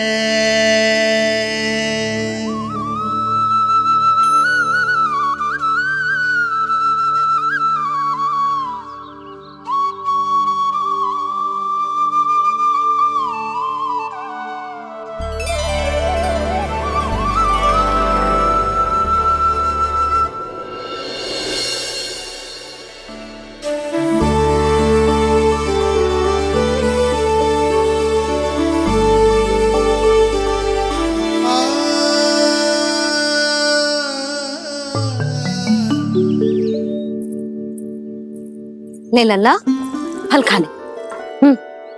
ना मुझे ना खाने फल वल। क्यों? लंबे केस और शक्तिशाली भुजाएं ना चाहिए? व्यर्थ है ये सब। पिछले 10 दिनों से देख रहा हूँ, ना केस लंबे हुए हैं, ना भुजाएं शक्तिशाली बनी है। 10 दिन में का चुनाव होने वाला। 10 सप्ताह ऐसे खाएगो ना, तब जाके कछु बदलाव दिखेगो। समझ आई? चल अब खा ले। वैसे भी मुझे बहुत सारी तैयारियां करनी है आज। इसीलिए भैया एकादशी के व्रत के लिए लल्ला। सुनो जी, सारी सामग्री आ गई? हाँ, तुमने जो कही थी सब ले आए हूँ।